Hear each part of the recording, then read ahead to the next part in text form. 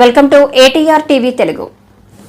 చంద్రబాబు పాలనలో పునర్జీవనం పోసుకున్న పారిశ్రామిక రంగమని ఎమ్మెల్సీ బీటీ నాయుడు మీడియా సమావేశంలో అన్నారు.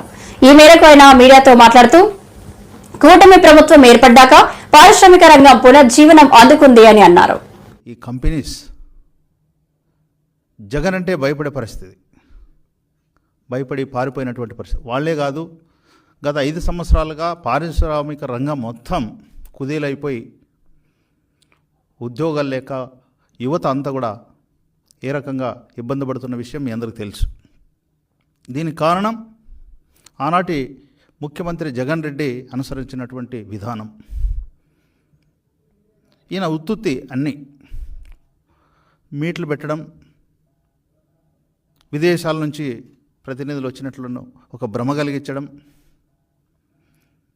ఇంకా రకరకాల మోసాలు మాయలు అన్నీ చేశాడు. దాని ఫలితంగా ఈరోజు రాష్ట్రం పారిశ్రామిక రంగం అనేది అన్ని రకాలుగా ఇబ్బంది పడే పరిస్థితి మనం చూస్తున్నాం. దీనికి భిన్నంగా మీరు చూశారు, జూన్ 12, 2024 నాడు ముఖ్యమంత్రిగా నారా చంద్రబాబు నాయుడు గారు ప్రమాణ స్వీకారం చేసిన మొదటి అడుగు నుంచే పారిశ్రామిక రంగానికి సంబంధించి కీలకమైనటువంటి నిర్ణయాలు తీసుకున్న విషయం మీ అందరికీ తెలుసు. అందులో ప్రధానంగా ఈజ్ ఆఫ్ డూయింగ్ బిజినెస్ అని నుంచి స్పీడ్ ఆఫ్ డూయింగ్ బిజినెస్ అనే పాలసీకి అనుగుణంగా పరిగెత్తిస్తున్నాడు.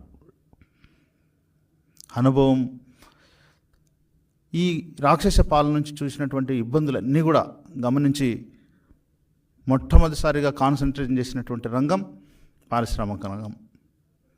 ఎప్పుడైతే ముఖ్యమంత్రిగా చంద్రబాబు నాయుడు గారు ప్రమాణ స్వీకారం చేశారో ఆ రోజే జాతీయ అంతర్జాతీయ సంబంధించినటువంటి అన్ని సంస్థలన్నీ కూడా క్యూ కట్టాయి. దాదాపు 10 లక్షల కోట్ల పెట్టుబడులతో 7.75 లక్షల ఉద్యోగాల లక్ష్యంగానే పాలసీ రెడీ అయింది.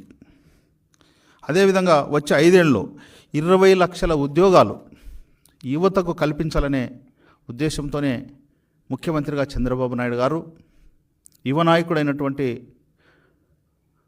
నారా లోకేష్ బాబు గారు ప్రతిరోజు యువత గురించి ఆలోచిస్తున్న విషయం మీ అందరికీ తెలుసు.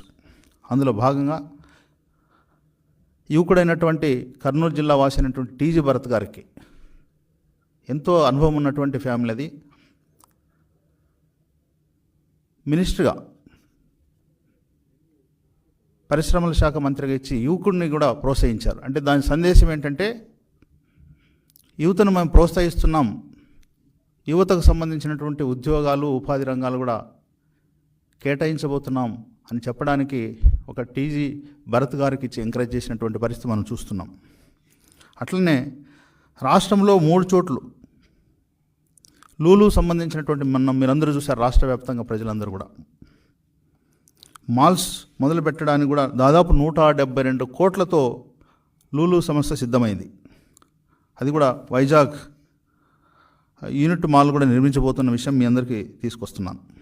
అదేవిధంగా రాష్ట్రంలో 2800 కోట్ల పెట్టుబడితో గోద్రేజ్ సంస్థ రానున్న విషయం ఈ సందర్భంగా నేను గుర్తు చేస్తున్నాను. అదేవిధంగా బ్రూక్ ఫీల్డ్ మన రాష్ట్రంలో పెట్టుబడులు పెట్టడానికి ఆసక్తి చూపిస్తుంది. అదేవిధంగా హెచ్సిఎల్ 2వ దశ విస్తరణకు సంబంధించి దాదాపు 15,000 ఉద్యోగాల కల్పనకు జరుగుతుంది. అదేవిధంగా మెగా సిటీ ఏర్పాటుకు సంబంధించి ఫ్యాక్కాన్ 4,000 కోట్లతో విన్ ఫాస్ట్ పెట్టుబడులు పెట్టనున్నాయి. అదేవిధంగా జయరాజ్ ఇస్మాత్ 2వ దశ విస్తరణకు కూడా సంబంధించినటువంటి ఇప్పుడే పనులు మొదలైనాయి. మరి ముఖ్యంగా medical university, AI artificial intelligence university, industrial research park ఏర్పాటుకు సంబంధించి ఎస్ఆర్ఎం యూనివర్సిటీ ఆల్రెడీ ముందుకొచ్చింది. అదేవిధంగా శ్రీ సిటీలో 1570 కోట్ల పెట్టుబడులతో నెలకొన్న 1500 సంస్థలు కార్యకలాపాలు ఇప్పటికే స్టార్ట్ అయినాయి. ఈ రకంగా ముఖ్యమంత్రిగా చంద్రబాబు నాయుడు గారు అయిన మరుక్షణమే మరి ఇన్ని కంపెనీస్ క్యూ పట్టాయి. అంటే తెలుగుదేశం ప్రభుత్వం కానీ మరి ముఖ్యమంత్రిగా చంద్రబాబు నాయుడు గారు ఒకే ఉద్దేశం ఏంటంటే యువతకు ఉద్యోగాలు కల్పించాలి, ఉపాధి కల్పించాలనే ఒక ప్రధాన ఉద్దేశంతోనే వాళ్ళు ముందడుగు వేసే పరిస్థితి. అదే గత ప్రభుత్వం, గత ముఖ్యమంత్రి జగన్ రెడ్డి కేవలం జే ట్యాక్స్ విధించి తాడేపల్లె ప్యాలెస్లకు డబ్బులు పోయే విధంగా ప్లాన్ చేశాడు తప్ప ఎక్కడ కూడా ఉద్యోగాలు కానీ ఉపాధి సంబంధించి యువత గురించి ఎక్కడ కూడా ఆలోచన చేయలేదు. ఈ రకంగా గత ప్రభుత్వం